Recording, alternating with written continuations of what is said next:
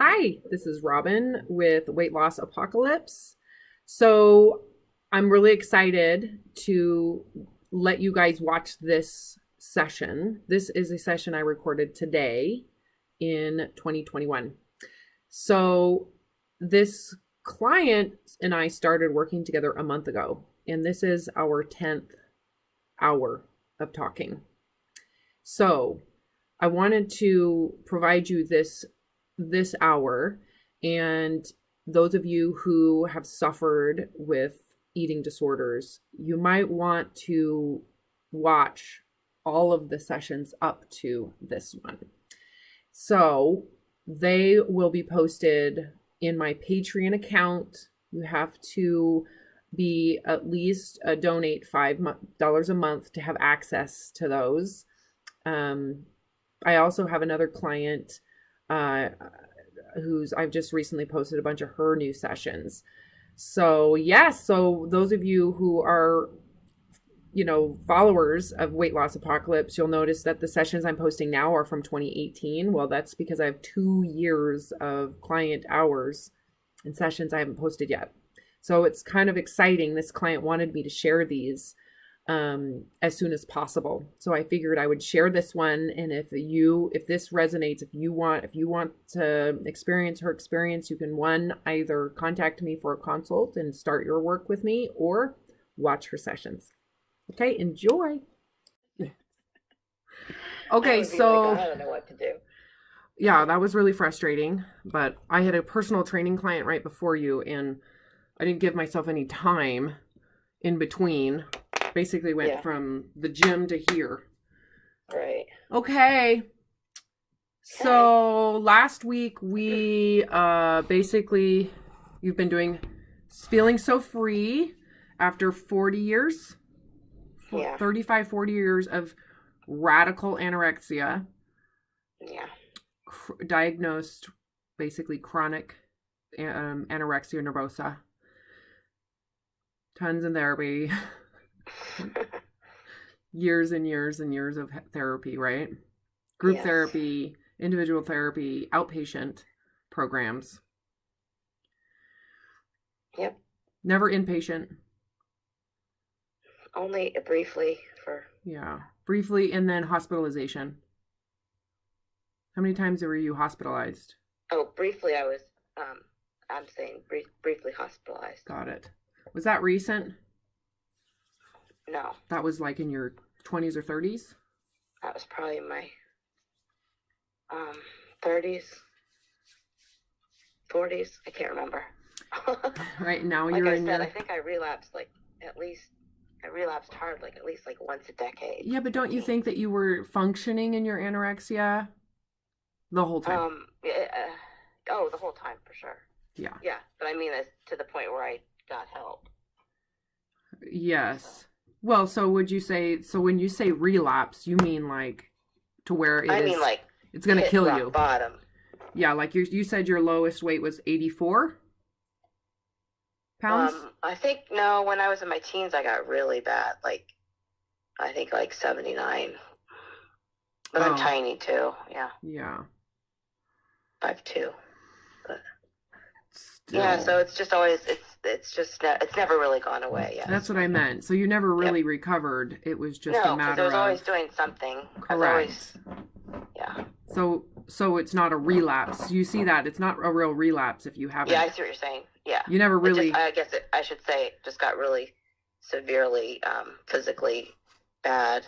Yeah, and those were moments you were determined to lose weight. Whereas before it might have been like, I'm determined to maintain my weight or to not gain, which is still miserable. But it's all miserable. Yeah, but when you're when you're determined to lose weight, you can get very high on it.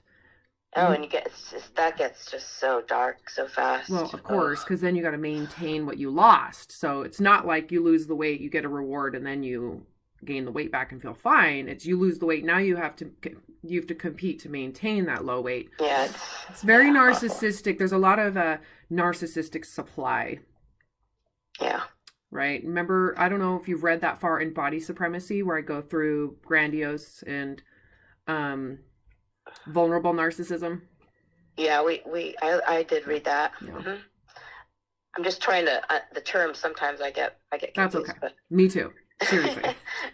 No, but now I do see the narcissism so clearly now, and I told you before many times I didn't want to see that, but I see it. Right, because you are holding yourself to a superior standard, even if you give other people the grace to be inferior. Right. You can be inferior, and that's okay for you. Right? And I love you, God, even though you are inferior to me. Yeah. You don't see that. I don't think people want, or I wouldn't say that people consciously really consciously know what they're thinking. So. But when you have to face the inner shame of inadequacy and inferiority, when you give up that thinness, that's where that karma becomes real bitchy. Right. I'm a piece of shit. Oh, that's how you feel about body fat. Right. Yeah. Right. And it's very clear. It's just the whole premise is thin supremacy. I just never looked at it like that before. I know, because you internalized it dogmatically. Like this is, I talk about that in my first book, Thin Supremacy. The whole concept of this idea that thin people with less body fat are symbolically superior. That they have this, that we can infer character, hard work, that there is this weird connection to this narcissist. You're just a better person. You are a superior person to others. So it's always, it's a relational superiority over people who are fat. So in Body Supremacy, where I present eating disorders as a syndrome, I describe that this only makes sense in cultures of privilege with food. Right. Because it requires that you are superior to others based on thinness. So in third world countries, or where there's real famine and there's no access to food and clean water, and everybody is starved, everybody is lean, what happens then? What happened to the supremacy? It's pointless to you're not better because you're thin, because everybody's thin. You have to find a different way to be superior, and it is a real privileged way of being. Yeah. Truly.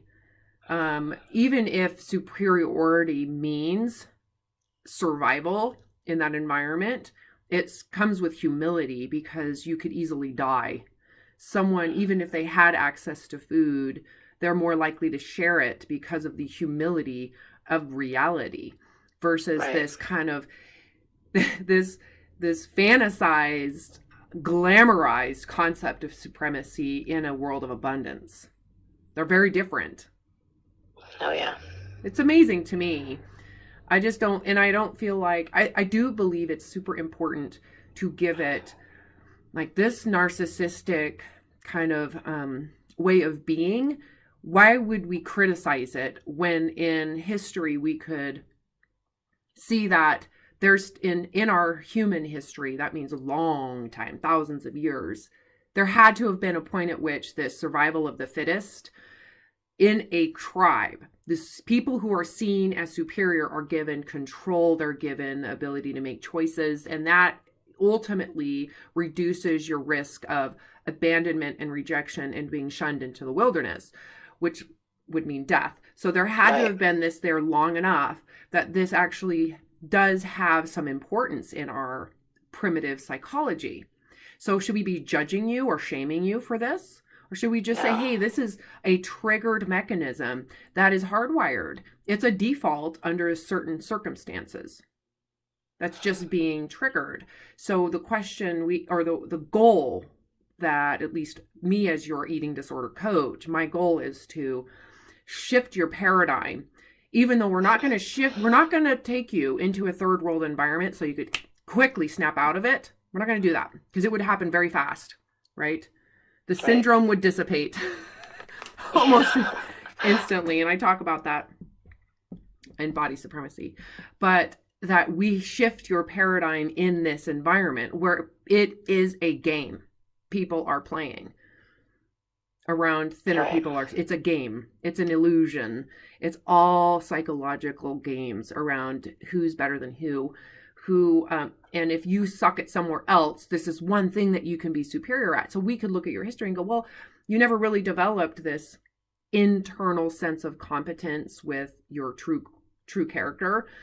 And you were always given admiration for your body image, you were a dancer, you were skating, a skating dancer, and how much identity attached to that includes this body image, not just in your performance, in your dance. It's also in that lean, looking at the body, the glamorized body, how that could impact the only thing you felt worthy, that gave you a sense of worth. And when you clutch onto that through your life, you may have lost that skating identity, but you definitely might have put a lot more eggs in that one basket of leanness. That would, in a culture of thin supremacy, would give you value, even though it was super harmful, right? Yeah. Anywho. Yeah, but it's been it's been very, very humbling to come to this understanding now, and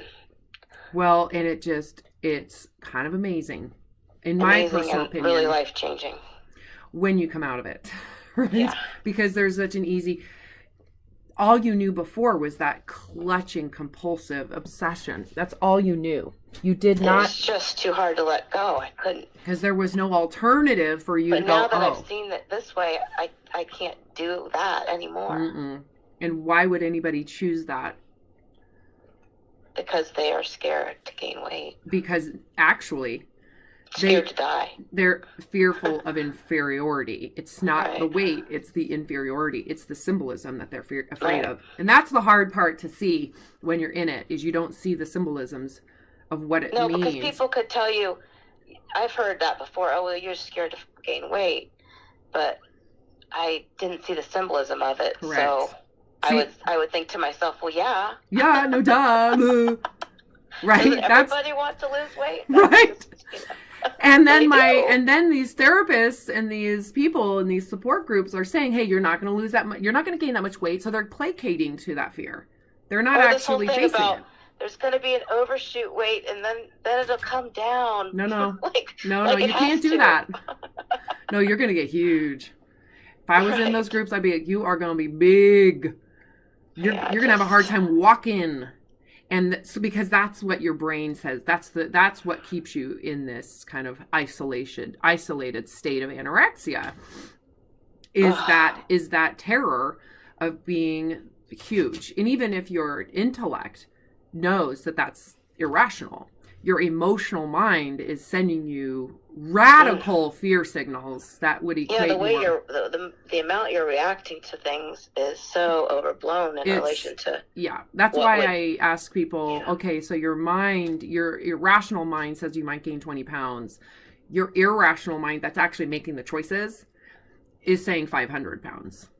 Yeah, I could feel that in my own space. I had to see that and feel it.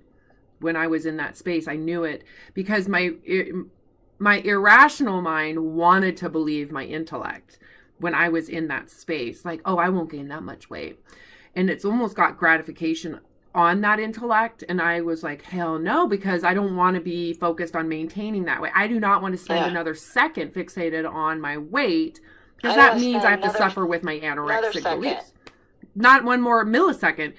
So I can't afford. Even thinking about food, I just don't. I know, and your waist and your size, and then the fact that so quickly destroys your relationship with food, which means you're going to be binging. You didn't ever got that part, but I ended up with a lot of bulimic tendencies with my anorexia, right? Because I would go into binging and then purging, which is a whole nother crazy train, but it's the same thing. Anywho, but that you don't want to negotiate with what your intellect is saying, even though it's probably more rational, because if that thin supremacist gets off on that, you're still in jail. Even if it's a bigger jail, you are still in jail. Yeah, but see, once you remove the overlying premise of this whole thing, the thin supremacy, it all just kind of, like you said, it just kind of falls through your fingertip. It just falls away because there's nothing that you can say it doesn't make any sense No, once you at understand all. the big It's thing. like seeing that it's a lie. How can you It's unsee just the a lie? It all is a lie. It doesn't, it just is. And life is actually worse if you hold on to that lie. So that even fantasy that it'll get better is a lie too. So this whole thing is a facade, and you're devoting all this energy to something that doesn't exist. None of that makes sense. This is why I believe it's a syndrome. And when you look at the studies of battered wife syndrome, complex PTSD, Stockholm syndrome, they all kind of say the same thing. They are all glued together. This syndrome is glued together by the belief in the fantasy. If the fantasy no longer exists, the whole thing falls apart very quickly. Yeah, it's like so the cornerstone. For a battered wife, it's the fantasy of that relationship. Like an arch. You know, an arch, a stone arch. The whole thing is held up by the cornerstone at the top. Without that cornerstone, everything falls over. And so the glue is the fantasy. In a battered wife situation, the only reason why she stays invested in a toxic, harmful, dangerous relationship is because she believes it can get better, that it will get better, that it will become this thing that's in her mind of what she thinks it potentially could be. It's potential. And so she works and works and works and devotes, even though the actual way that it exists is extremely abusive. The same thing is in work syndromes, like a corporate Stockholm syndrome, as they call it. The only reason you stay invested is because they told you were going to make more money. And then they threaten you, if you don't do it, that they're going to ruin your resume and no one will hire you. So that feeling of abandonment or the threat of being discarded is partly why you're staying devoted. But the fantasy ultimately about, at some point, I will work hard enough. Same with thin supremacy.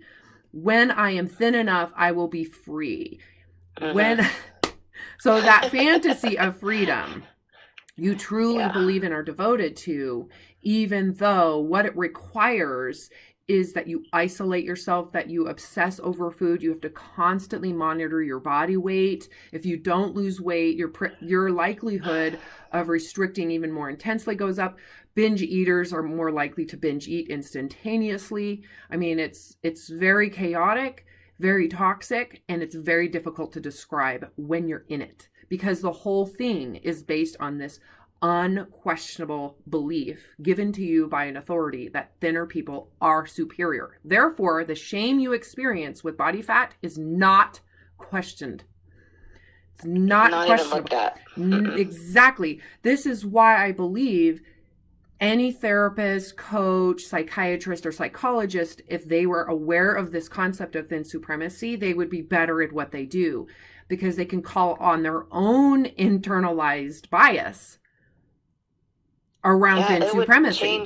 It would change a lot of them. Yeah. Snap. Wow. Record that. Put it out in the public.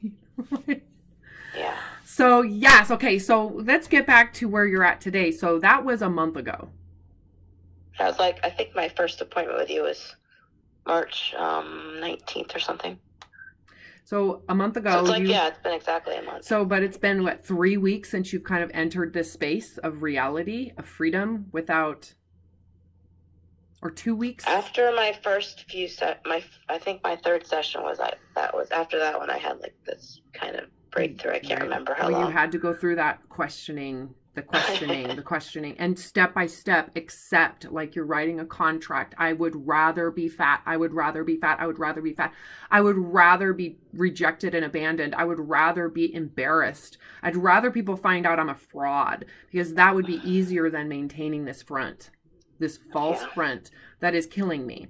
So you had to go through piece by piece, piece by piece, piece by piece. And once you do it to completion, this space opens, this white space of infinite possibility, which can also be fearful and scary, because you don't know what it is or what to expect. The vulnerability of, who am I? What will I do? What's my relationship with food going to be?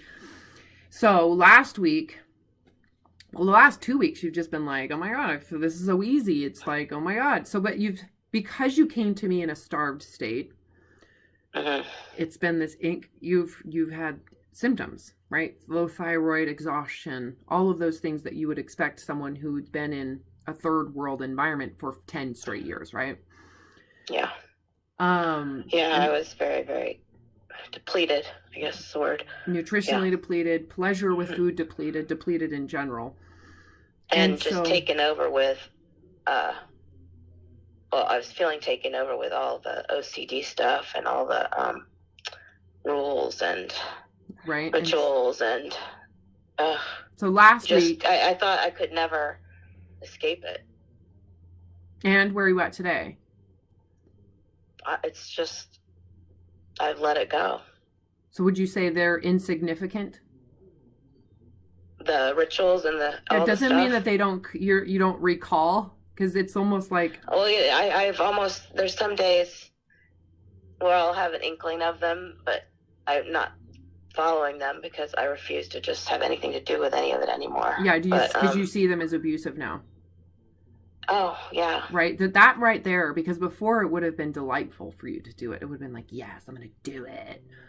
I'm gonna totally not eat until I can do it today because no one's watching. Or, exactly, that's the part that's like internal gratification. Do you have any internal like such internal hiding and abuse? Mm-hmm. Do you have any of that right now? No, I've been so. Are you surprised? Kind to myself recently, and like just being like. I really, like I said last week, I just had to drop it all at once. All of it. The food stuff and the body stuff. So 2 weeks ago, I would say 3 weeks ago, you kind of entered in this space of recovery, which you've never, ever experienced. Am I wrong? No. Okay. Never. Which is amazing. So here we are. You can feel it. I never thought it was an option to not be thinner. Right? You never thought the option of being fatter was great. Right. I never thought about that. Like, what? Well, why is being thin so great anyway? So you've had all this freedom. I had to compare it to the hell I was living in. Oh, it's so bad. It's so bad. Is it worth this hell to be thin? Well, probably not. No, I'd rather be fat. I'd rather be a paraplegic. I'd rather get blind. I'd rather get my arms chopped off. Yeah, I couldn't anymore. Like, what physical ailment would you rather be, psychologically killing yourself and total paralyzed, total psychological paralysis, which makes your able body completely disabled anyways. Yeah. Okay, anyway. So I had to drop it all at once because I just was like. Well, yeah, and that's how I did. I just went straight to through the bottom, it feels like suicide to do it. Oh, yeah. And before I'd always try. Well, I'll try. I try to change one little habit every week or one little thing. Yeah, no, that doesn't work. Can you see why? It could not work because you wanted to be thin. And then something else would just come up because I still had that premise of wanting to be thin. So correct.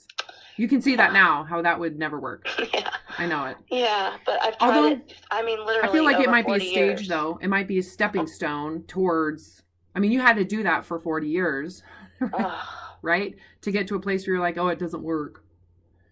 I'm still miserable trying to hold on to my thinness. Wouldn't it be nice if we could just let all the teenagers know? Like, yes. I mean, I think I do believe there should be. The world's changing, but. Yeah, but I feel like they need to. This will occur in a different way if no one talks about the underlying psychology of this. Yeah. It's actually hardwired.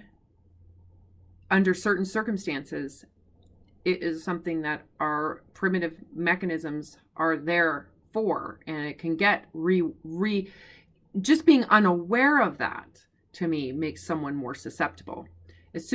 Because no one is immune to being afraid of abandonment and rejection. That is hardwired. Right? So then if that is associated to fatness and safety to thinness, well, now we have this environment where now food becomes the threat. So now we're going to start threatening our access to food. So now we have two hierarchies of need in competition with each other. So when you add to that some form of trauma, right? Mm-hmm. Now the syndrome in that privileged environment, that is what I describe in body supremacy. We've got to have privilege. You have to have access to food.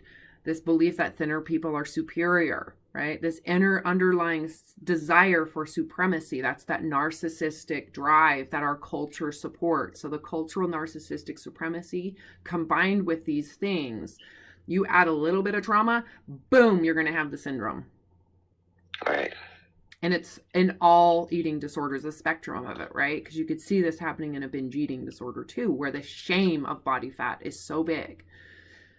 Yeah, clearly it's all the same. Yeah. You got it. Okay, so I want to go back to what I was trying to say, basically. So you've had 3 weeks of living in this space of freedom while you're slowly integrating food back into your hunger scale. Right. Using that hunger and fullness scale and it is not intuitive eating. We talked about that, right? That this is... Yeah, no, no, it's not. It's a sense. It's a very different feeling for some reason, yeah. Well, because it's not intuitive. Intuition is highly biased with diet dogma. So a lot of people are like, I'm just intuitive eating. And I, for some reason, love clean food. They'll pair those two together. That doesn't sound intuitive to me. Wow. Am I wrong? Have you not heard you're that? Not wrong. So no, I think I it's totally... another thing that I think is important in this process is that you stop using the word intuition, because it is not intuitive. It's a sense, like urinating. So do we say, "Oh, I'm gonna intuitively urinate today"? Yeah, it's about, what I've found is it's about paying attention to how your body's feeling, like it's actual sense, and the whole sense of like taste, and the whole sense of like hunger, having an experience, and trusting your body will just tell you what that is. And that's where that gentleness comes in, because when you're actually hunger, there's actual physical hunger, to not put these symbols on it like, oh, you're winning, oh yes, I'm gonna be thinner. Like, to actually say, no, that actually is a sign that my body requires food to regulate my hormones. So if I do not eat, I will starve, I will hurt my body. It is giving me the signal, telling me to eat, and that is your guide, not your intuition. It's a physical... that is so helpful. Right? Because you are not in control. You are not in control. Yay. That is so helpful, all of it. I do what I say. Yes, you do. What if I get fat? I'm listening to let my body tell me what it needs. And what if you get fat? That's okay. Right? Who gives a shit? I love what you said. If I can't eat like a normal person and not have to be obsessed and have mental illness and be all just, if I can't eat like a normal person and I get fat, that's, because it's not worth it. So. It's not. I would agree. I got to that same place, like, I'd rather die. Yeah. So by eating with the body's regulation, it's very little you have to think about food. There's very little attention paid to what you just, when that signal arises, pause. Because I live in this privileged environment, I get to eat whatever I want. What sounds good to me? What does my mouth say? Do I need salt? Do I need cream? Do I need crunch? I get to go into that pleasure center of the brain because I live in all this privilege. And then I eat just enough to feel sated, to feel like I don't have that feeling anymore, that I am satisfied. And then I get to stop and I get to move on and think about other things. And then when I get hungry again, that's when I go back to, hold on, I got to spend time eating. So we talked about that table of abundance last week. Well, I always thought that I would never be able to stop thinking about food because it had been such a thing for so long. Well, yeah, because you're triggering that hierarchy of need. Now that I've let go, I'm so surprised. Like, I'll go, like yesterday I was working and like time went so long and I wasn't even thinking about food. It was so nice. Right. Well, so here is kind of where I'm going, because this is kind of what our last session was, where we finished it, where you are at that point where it's time to, like, it's been 3 weeks. Hopefully you've had the slow reintegration of food, because prior it would have caused stomach pain, pancreatitis symptoms, dumping syndrome, because you hadn't been eating. Yeah. Exhaustion. And this week was, okay, let's hone in on now you really understanding hunger and fullness. And I had recommended you go to fullness because you want to know those edges, that it's actually an intentional overeating, and with no shame, with no guilt, as if it's an experiment. So we take out the emotion to it so that you can understand the physical sensations of being satiated and being full. satisfied, which is a 6, satiated, which is a 7, and full, which is an 8. 9 would be discomfort. 10 would be pain, right? Right. We didn't say go to 10. We didn't say go to 9. 7. Yeah, so for someone who is anorexic, who has lived in anorexia, those could be triggers, right? Yeah, yeah. So and I had said this to you, hey, you might at this point, this might be a problem because this means you're going to get fat, right? So that old belief set, this is like going to hell. You're vulnerable to rejection and abandonment. And we're now going to actually we're going to push that edge so that you can get a sense of what it feels like. How did you do? How did you do this week? With that, I think I did, let's see. I'm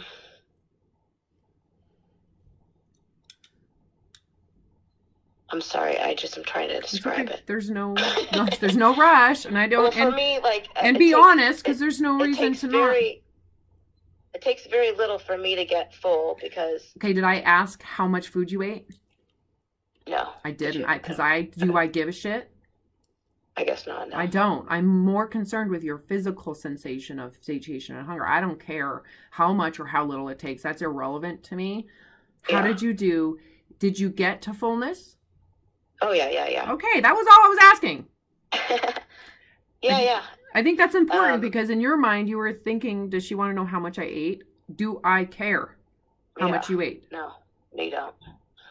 You don't. At all. Neither do I now. It's like, that's the cool thing. It's irrelevant because it's none of your business. Because I used to like plan everything and like, I'll eat this amount. And then now it's like, well, I might eat half of what I used to some days. Some days I might still be hungry. It's like, it's more fluid, you know? So which is a miracle. That's a miracle. So in an inpatient situation, they would be monitoring a lot of things at a hospital. You'd have to register dietitians trying to get you, there would be looking at this from a scientific position with amino acids and making sure your electrolytes are balanced, that your fluid, you have your proper fluid balance. And then they would be enforcing some caloric intake. The way that I'm approaching this, which is experimental because I'm not a scientist. I am a person who's recovered like you, okay?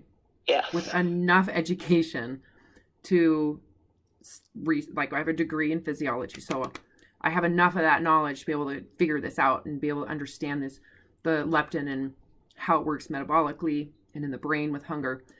Anywho, we are using the hunger scale and the fullness scale to guide your eating patterns instead of how much protein do you need? How much electrolytes do you need? Which can be helpful under really dangerous circumstances. Right? And in this case, what's the best we can do is give you the autonomy to learn from within and this is the key, as long as you are honest and you are not letting that asshole anorexia to have a voice. That it should be dead. Hopefully that has committed suicide. You are no longer giving it a voice or giving it oxygen in your brain. Yeah, no. So you override, you're going to be fat. You override that with, I'm cool with that. No one's going to love you. I'm okay with that. That's huge. Just be, like, if I'm hungry, I got to honor that. Be truthful about it. Yes, and you eat. Yes, and if you are satiated, my body needs some fuel. Correct. And someone who is used to, using food codependently to deal with life stress needs to be honest with themselves too around, am I satiated? If you're honest, then you stop. Your body is doing everything. You do what it says. So that is very important in this process. If you don't, it's your own karma will come back. We'll go through another cycle because you're still in it. Right. Right. And that's okay too. So during this week, were you honest? And if you weren't, yes, I was. I really was. So can you see the benefit of that and how the learning curve will be more sloped? Meaning you're going to learn a lot real fast with honesty. Yeah, that's so helpful. Yeah, we're at 30 minutes if you want to re-listen to this. If you want to re-listen, we're at 30 minutes on this session. So if this is something you want to rehear, it's at the 30-minute mark. Okay. Honesty is very important. And anybody, because you've been so dishonest with yourself. This is where it would be easy to lie. And so abusive and toxic and destructive and it really, harmful. Honestly, it destroyed my life for a long time. Yes. And so this is just a miracle. And it perpetuated the cycles, so that you would never had to face your fear of gaining weight. So here we are, eating what the body says, and you have to, it's like this constant, I would rather gain weight. I would rather, oh, you're going to be fat. Yep. I'd rather have a big ass stomach, rolls of stomach. I'd rather that. No one's going to love you. Yeah. I would rather give myself the safety to be to nourish this body like it's my child's, like I should. Like if there's food available for someone who's been in a third world country, could you imagine being like, no, you don't get any. No, you have to keep on starving to maintain your thinness. I mean, like give them a safe space to learn how to eat food in a way that is safe. That's like that first hierarchy of need that has been so abused by dieting. Yeah. Like, no, your food is safe. Abundance is here. It's not going away. There's more food. It's going to get replenished. You have access to all food, not just this type of food. You have access to everything forever. And to get that part of the brain to relax, it's amazing. So with that said, 3 weeks ago, the way that I describe it in my books is that it's like taking a magnifying glass and food all of a sudden becomes the only thing you see. It's like taking and looking at it under a microscope. Like you're constantly looking your eyes are under microscopes and all it's looking at is food. Yes. Whereas 100%. And that's how that works. That's how that mechanism works. So it was working beautifully.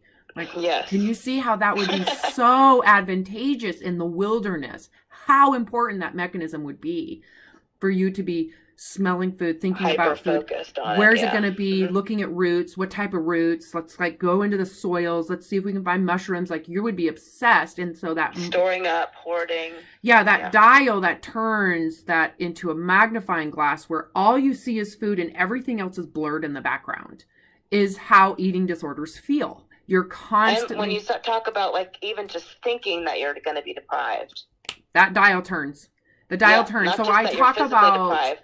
Yeah, I talk about in Diet Supremacy, which I don't think you read that book. This is what I describe this in Diet Supremacy, the dial and how this works. And I use the example of the Minnesota Starvation Project and what those researchers found when these men voluntarily starved themselves over a 6 to 9 month period. And they studied their behavior, their mind, thought process. And a lot of that study is involved with inpatient recovery programs. Anyway, so the way that this works for survival and how it's called the Satters, Satter. She's a registered dietitian. Satter's hierarchy of needs, which she based on Maslow's hierarchy of needs. So basically what she says and believes in her theory is that this hierarchy of need, there's 5 main things that are required to satiate or to satisfy this hierarchy. I can get food now. There's enough food now. I can get food later, so it can come back. I have a way to get food back. It's safe to eat. So it's not dangerous. So interesting. And the 5th one is that it's pleasurable. It's culturally pleasurable. It's connected to that food symbolism of love and care. 1, do I have access to food? 2, is it enough food? 3, can I get more? 4, is it safe to eat? 5, is it pleasurable? Culturally appropriate foods that are important to your culture. Any of those get threatened? And that dial gets turned up and food turns up. Food becomes obsessive. So binge eaters have the same obsession about food because they believe they need to diet to lose weight. And so they their food's going to be taken away. Correct. And they'll have to go on a diet. Yeah. So theirs is food is going away. And it's always surrounded by food. So it would be different if it was like cataclysmic. So if there was something cataclysmic happening, look what happened with COVID. The shelves. So that would be the initial impulse. But imagine if it was only you while everybody else gets to eat. So now that's an affront. That's an offense. That's an offense against your survival. Everybody else is eating and I'm not. So that would really create this urge to hide and eat. That's binge eating. You can see that, right? Because you were on the flip side of that same coin. Yeah. Okay, so 3 weeks ago, what has happened to that dial for you? It's turned way, way, way, almost all the way off. You did not think about food. Mm-mm. It's almost like it's I gotta eat. Okay, pause. Yeah, I gotta stop. I gotta go in and eat or whatever. And then when you do eat, how relevant is the food you're eating? Well, I'm trying to enjoy it. But how relevant is the food compared to before? There's a lot of things I can enjoy, like different things, and it doesn't have to be the same every day. Compare it to before. How relevant was the food before? Oh my God, every little thing was like measured, really and counted important, and tracked. It was survival oriented, so it was extremely relevant. Yes. So now how relevant is the food? Not relevant. Maybe 10%? Yeah. It went from 100% to 10%. Like it needs to be palatable. I want it to taste good, and I want it to be enough that I satiate, that I feel satiated, and I know I can get more, and then I can put it away. And then move on. And so it's I won't be thinking about it all day. Yeah, it's like a temporary thought. Your mind goes into focusing on it. And then it unlatches. Where before it was I thought that would never happen for me. I thought, that might happen for people, but that could never be. Well, okay, so that's because of the third hierarchy of need, your thin supremacy, that narcissistic was in charge. And so I'm too ill. That would never happen. Okay, so do you see now why I believe this is a syndrome versus a disease? Because if this was a disease, this would not be happening. Mm-mm. Even if it was conditioning, 40 years of this gone in 3 weeks, and it was less than 3 weeks. I almost have a hard time believing it. Syndrome, which means this is hopeful, very hopeful for anybody who has it. You told me at the beginning of this, my life was about to open up, but I don't think I could have understood that until it happened. And yeah, it's hard to describe and it's hard to foresee. It's not like, I think that's really important, actually, what you just said, because when you're in it, you don't have this experience to go, oh yeah, that's what it's going to be like. No, you are blindly doing what I'm telling you to do. Blind. Life is just so much better and easier. Right. And more loving. My personality is getting back, and I'm laughing more. And you're probably more loving, more for sure, kind, more empathy, more compassion. I'm less judgmental about everything. That's you have recovered from what some people believe is the unrecoverable narcissistic. Yeah. Grandiose narcissism. Like that's like, and then one of the things that I noticed was everything was illuminated. Colors were brighter, the sky was bluer, the grass is greener, everything is more magical. It's like living in some Disney, like... Yeah, you're right. Today it snowed and it's beautiful. Springtime, it snowed. For the one I love. I'm just picturing Snow White, like with the animals around her. No, was that? Yeah, it's beautiful. I think that song I was just singing might have... Anyways. But the things that used to bother me, like, are kind of just like I'm getting ready for this big event for work, and I used to get so stressed. Like, I could just hardly handle it. I was so stressed. And now, this time, I'm like, it just doesn't, I'm not as stressed. And what do you do? What are you doing for work? You're an artist, right? I have a big barn that we sell antiques out of, and oh my God, how cool! Have events in and stuff. But we have our big event in a couple weeks, and I'm like, used to get so panicky and like it had to be absolutely perfect. What were you afraid of before? And not being perfect. And like, so let's go. Keep on going. Keep on going. Let's go into what that was. Don't just stop at it had to be perfect.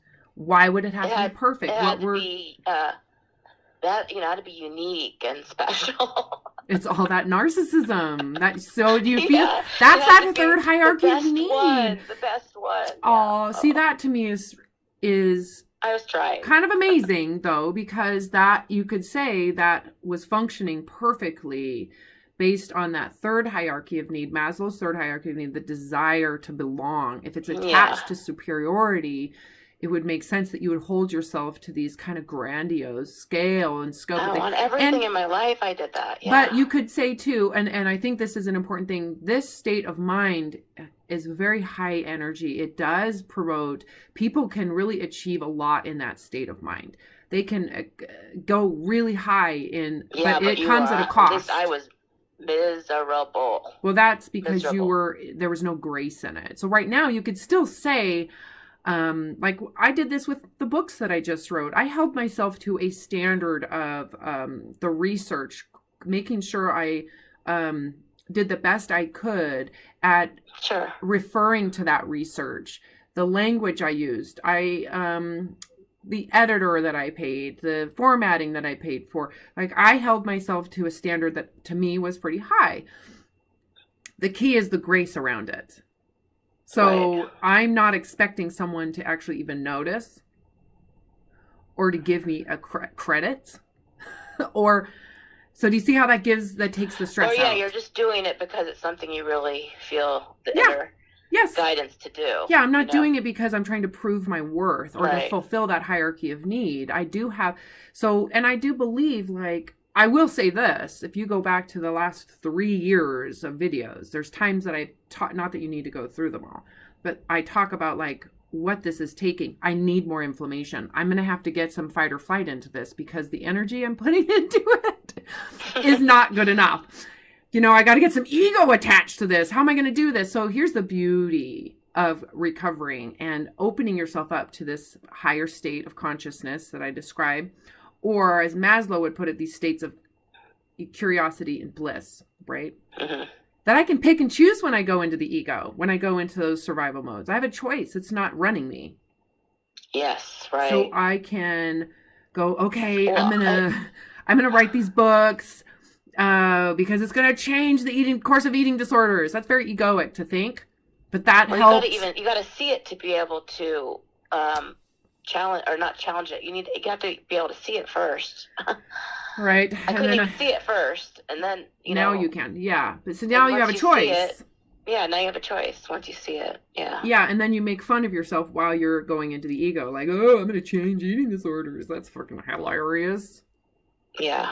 Like you have that much power. You one little tiny little microscopic little parasite on this planet. That was huge too. I didn't think, because I thought it was a disease, I think, and you're told it's a disease. Mm-hmm. You'll never escape it. Because I didn't think it was possible to have it go away. Like my brain was permanently going to be damaged. Correct. And I would always have to be working really hard to control it. That's not the way it worked. Once you recover, it falls away. It's permanent. Yeah, it's really cool. It is permanent until you decide you'd rather be thin. Yeah. Which is hard to do because you see the illusion. It's no longer real. So it's like I would have to get hit by a car and get such significant brain damage that I revert to past belief sets. That would mean I would be religious again. I would have to feel shame again about having sex. Then I'd have to try to compensate for that with thinness or fitness. Right? So you see how for me to go back there, there's no way. There's no way. To me, it's impossible. But that's just seeing your inner worth just for being here is important. Just seeing it doesn't matter what you look. The body is just pretty. It's pretty insignificant except that it is providing consciousness, because that's significant. And do you really want to spend your life focusing on that? Yeah, really? With that consciousness, is that what you want to do with it? Because you got all this freedom, all that liberty, all that independence that's at your fingertips to just create what you want. Many people just waste so much time on that stuff, They do. But it's healthier, Robin. I gotta lose weight. I'm like, is it really? People are so, I would say, brainwashed? Gosh, I don't know what percentage of people, but I would say most people are afraid of food. Well, 50, I would say 50-ish%, I think. I don't know those statistics, but I would, I think that they, 50% of the culture, or 30% of the culture, I can't remember exactly. I wrote this in Diet Supremacy. The actual statistics are dieting at any given point during the year. And when they're not dieting, they're overeating. So it's not dieting and then never dieting. It's dieting and then not dieting and then dieting and then not dieting. Track. Correct. Because they go between prioritizing food to prioritizing thinness to prioritizing food. So they're swinging like a pendulum swing between trying to meet those needs and trying to find a balance, and they're not. It's just this all or nothing kind of swing, and a lot of people are doing that. There is way less anorexics. Like anorexia, like you've had, is radical. It is very difficult to sustain in reality. And you recovered so fast. Because to me, it's a syndrome. It's like, it's possible. Not only that, but a lot of people go, but Robin, it's been so many years. And I'm like, that's irrelevant. It's the it doesn't matter. Once you have this understanding, there's no holding back from. I was there 18 months. Yeah. You were there 40 years. You and I hit the same level of misery. Took me 18 months, took you 40 years. What's the difference? Nothing. Not one thing was different. Even though there was tons of time in the difference between you and me. It's just an understanding you have to. You got it. That to me is really an interesting thing to observe as well. Yeah. Why you and I could hit the same level of misery and suicidal. Like I decided, you were there too, and how quickly we came out of this. So many people are surprised. They expect me to say, "Oh, I was helping someone with anorexia nervosa." Oh my God, that's going to take so long. I was like, no, it actually took a couple weeks, and she was right in the right place. Granted, I've worked with people more grandiose. You're not grandiose and narcissist. You're not. You are what I describe in Body Supremacy, which is the majority of people, which is the passive side. You're trying to placate some grandiose narcissistic belief.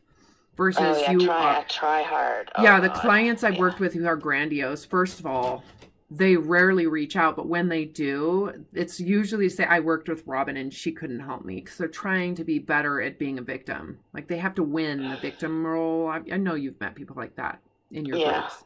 Oh yeah, well, I've been hurt more than you. Oh yeah, well, I've been more I think that's rampant with anorexia. Well, yeah, because it's all about comparison, but it's happened. It's all over the place. On every single eating disorder, it's always who wins in the my life has been worse than yours competition. Well, and it's all their biggest fear is to not being seen as sick enough anymore.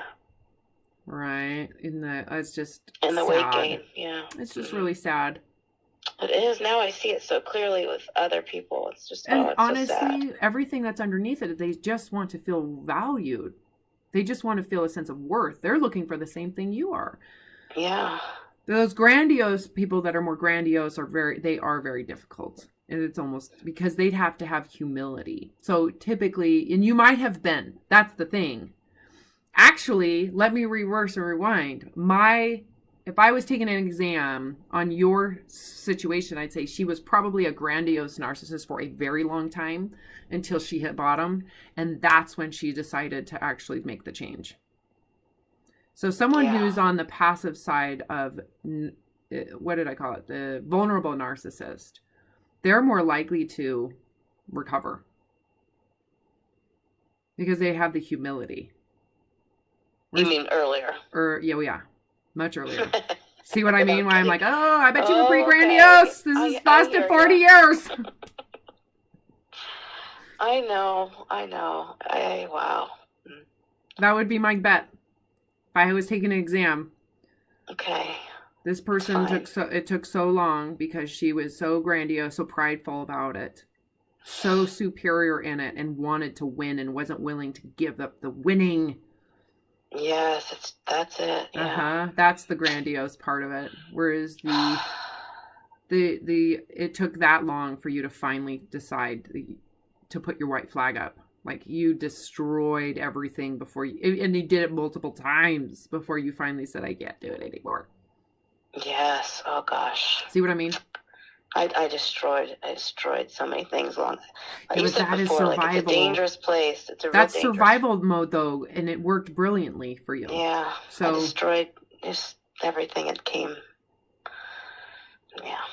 Make sure next time that is triggered, that you inflame that it's like running away from lava or something. Yeah. Never be threatened with food again. Right? Like, make sure that it's like a real thing. Yeah.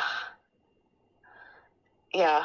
I hope they still have a little bit of that left. Oh, I'm sure you could activate it, but it would need, I mean, make it like a real thing that's worth it. I know. You know, pull the car off of your child. Pull the car off your child. That type of energy is required for that. Yeah, well, the sad thing is when you're in fight or flight mode, like, everything triggers it. Totally. Oh my God, you're so sensitive. So, yeah, you're like sketchy, shifty eyes, you're just paranoid. Sketched out every little thing. Like, anything could trip it off. Those are those cognitive distortions I talk about. Oh, it's awful.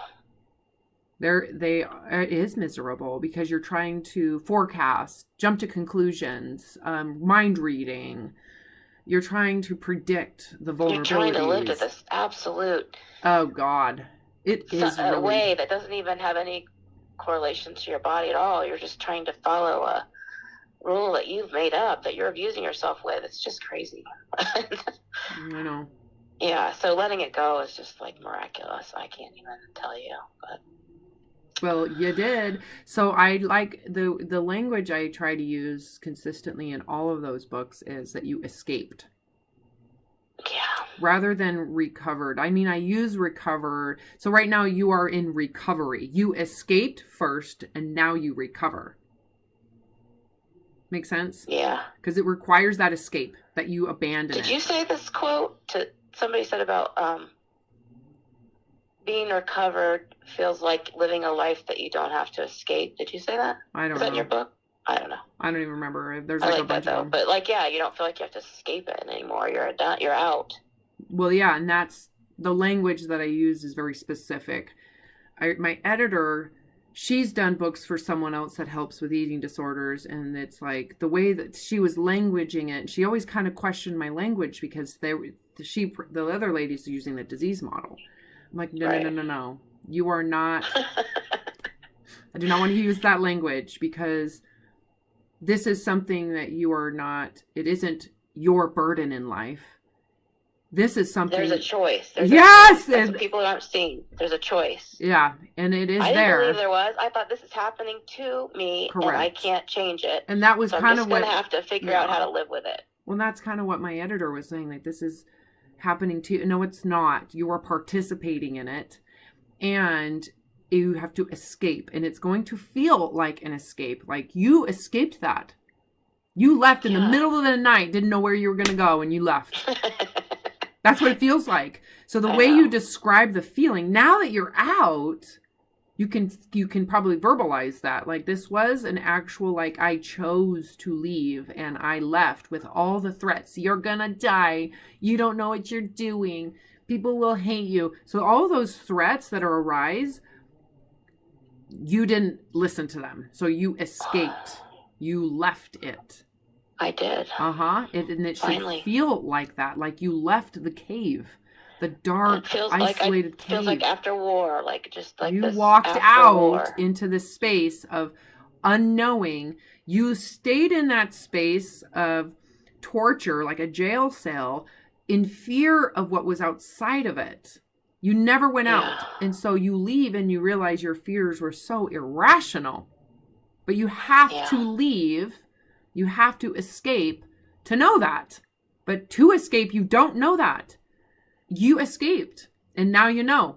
In hindsight, you're like, oh my God, my whole body was telling me that I was going to get terribly, horribly, disfigurement, like total terror to escape. And to escape with the terror intact is essential. You don't escape without the terror. The terror exists and you do it anyways. Yep. That's the key. Yeah, you told me how many times are you going to go round and round and round and round. At some point you have to face it. Keep going back on the cycle, keep going back. Oh, so I've done that for 40 years. It's time. So. No, you've never actually done this. And that was the other thing I had to say. You've never done this yet. This is the only thing you haven't done was leave while the terror is there and do nothing about it. Shut all the doors behind me and just say, and escape. It's over. And you escaped. And that's what that is. And to me, that's the moment this whole syndrome just dies. Yeah, it does. It's crazy. It's a lie. The whole thing. Once you see this, you cannot unsee it. Once you're aware, you cannot become unaware. Once you, now you know it was a lie. Like the whole thing was a facade. Like it felt real. It felt real. Like you were going to get, it was terror. Like I describe it like heaved off a cliff. It felt like I was going to get completely dismembered. I was going to get drowned into the bottom of the ocean. Like that's what it felt like. It was real. And to sit through that terror and do nothing about it, that's what you have to do to find out it's a lie. Yeah. Once you see the lie, it's really hard to go back into it. Real hard. Yeah. So congratulations. Here we are. Thank you. Man, I just give you all the credit because... Don't do that because you were... I worked at it, but I mean... You need to give your 40 years... You need to give your 40 years of grandiose narcissism the credit. Wow. Okay. Right? Yeah, I know. It took that long. It took this much. And what it's really amazing to know the difference, And this was another thing that I wrote. I put this in Surrendering Your Survival. I put an excerpt from my journal right after my recovery. My escape and recovery was like, I am so grateful. The gratitude for that experience, because now I know what this freedom feels like, what this love and grace and just what this feels like. And that challenge, that darkness allows me to know the light, the difference between the two, and how grateful I am, and how it would be crazy for me to expect that I'm not going to have challenges moving forward, that I look forward to that challenge, because with that challenge comes this freedom, this awareness. And I would say after 24 years since that, for me, the challenge has never been that way. My mother's died. I've had to move. I've lived in terrible, like super poor. I've been very, very poor. There's a lot of the challenges that I've experienced. And because of what I learned with that, it's almost like you prevent it from happening moving forward, because you go into reality for what it is and you accept it for what it is, and you make it, and you go into this grace around whatever it is, whether my mother's dying of brain cancer, this dog that I'm taking care of dies because it's got tumors, or I go through bankruptcy because I had this amazing business that failed in 2009, all these things. Like you're like living like seaweed in this ocean, and sometimes it's like quiet and beautiful and pristine, and sometimes the waves are everywhere, and the more you're just seaweed through it all, you don't really ever go through this again. So 24 years later, I'm still waiting, but I just don't foresee it right now, because I go into this kind of reality and live with the vulnerability. My children could die. I could die today. This life could be over today, and I would still be grateful for what it was. This is why you get a dog. You don't get a dog. You ahead of time it's going to be painful. I got one getting close. Yeah. Me too. Oh, he's 11 and he's a big dog, and there's my senior dog. He's my first dog I ever had. I love him so much. Potato. They're such amazing creatures, aren't they? They're angels. Talk about just staying in the moment. Well, they're angels. They are. I believe it's like, if you believe in reincarnation, I swear to God, dogs are above us humans. Wow. Because they're so evolved to be so loyal and loving and unconditional in such an unconditional way. They're angelic, in my opinion. They are. Okay, so really at this point, it is the main thing for you to do from this point moving forward is to keep on being honest with yourself, with your hunger and fullness assessments, that you keep that, that Saturn's hierarchy of needs with food. Always keep it safe. Yeah. Hell yeah. Why would you choose to trigger that shit. I mean, oh my God, even if, and I've actually thought about this, I'll finish this session with this. When people fast, spiritual fasting or Buddhists fast, it's kind of like, can you maintain this level of consciousness while food is actually being threatened? And you willfully surrender it. The willful surrendering of food. Yeah. As if it is abundant. That's interesting, yeah. How you can practice this, staying at these higher levels of human consciousness, even if food was being... I see what you're saying, yeah. Mm-hmm. That really takes on a whole nother meaning, really, when you think about that. Like the go into surrendering your food willfully, not for some outcome, but to do it out of a reverence to the body. As a practice, like for your... Like reverence. Like there's a real reverence in that we are experiencing consciousness through this vessel, and the willfulness to actually surrender something so primal voluntarily when you don't have to.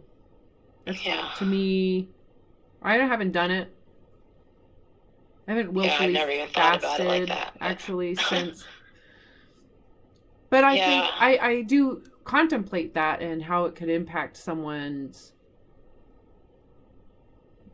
psychology to be willfully doing that. I could see why a Buddhist would practice that as a means. Is that why you would sometimes tell people to go back like through another cycle, like do HCG again, because then they could deal with knowing that they had to deal with their feelings, because if they're being honest with their hunger, they aren't going to get hungry. Yeah, and if you're gonna cycle, let's cycle it fast.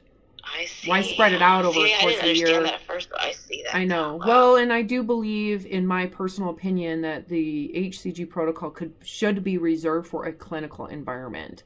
So it would be something that you could do in an inpatient recovery center. Once all the psychological work is done, when you have someone who's 400 pounds that has... But they would have to think about the state of mind they'd have to be for it to not trigger anything. I know. See that? I discussed that. I describe it actually in and when it would be appropriate.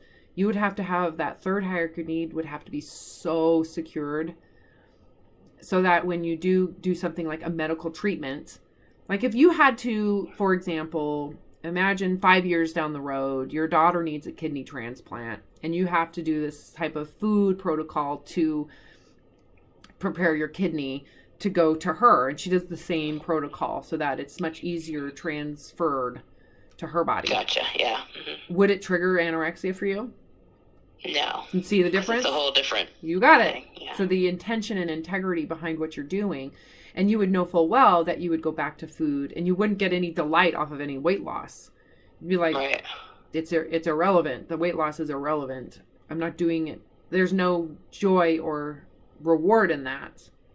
So interesting. So for someone who is recovering from like binge eating disorder, they would have to see any weight loss or weight gain as irrelevant. Once they're in that state of mind, now we can do these medical treatments, because they won't get off on the weight loss as if they're superior, or if they're winning, or if they won't attach. They're better because of it. Correct. Or their life is better, or everybody's going to love them. And if they do get attention, they won't attach to that attention either. So that's the only way for them. Otherwise, they could do lap band procedure and have the same relapse.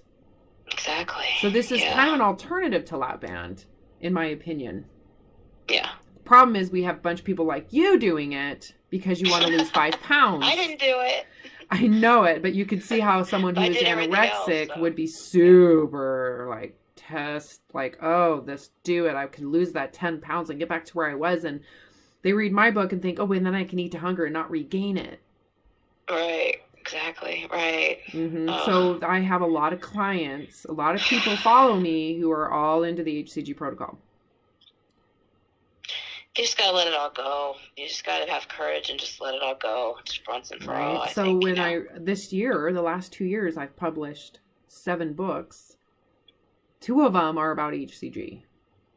4 of them are about eating disorders, and then 1 of them is my story. But it gets all jumbled up, and people go, "What is she talking about? This 500 calorie protocol? This is so counterintuitive to what she's saying over here." This stuff is deep. I know, Really I know, and it's, I mean, from the surface, it's all confusing. That's why it works, but it's deep. It's not something you can just like, oh, I'm going to eat to hunger and like decide, like figure out my emotional eating habit. There's way more to it than that. Yeah. But there's so many different, there's so many different angles to it, you know? Yeah, well, yeah. You can handle it. Yeah, I did it. Yeah, and it was actually quite simple. You just let it go. You don't have to do anything but do nothing. Just let it go and listen and be real. Be real. And honest. Be honest. Truthful. And just take it day by day. And not every day is going to look the same. And nope. Let your body do what it's going to do. You don't have to suffer like this. It's not worth that for a certain size. So. Right. And it's like and take the time to reevaluate. Yeah. Like what your beliefs were and where they played a part in your suffering. Like, let's reevaluate those beliefs. Are they really something that you want to internalize and hold on to? You really want to, live like that and believe those things and be that kind of person for the rest of your life. I didn't. So you need to take credit for that. I had nothing to do with that. Wow, it took me that long. Wow. Right? That's why I'm like, I'm pretty sure there was some grandiose narcissism in there. Oh, well. All right. Life still goes on, so. It's true. Thank goodness. Thank goodness.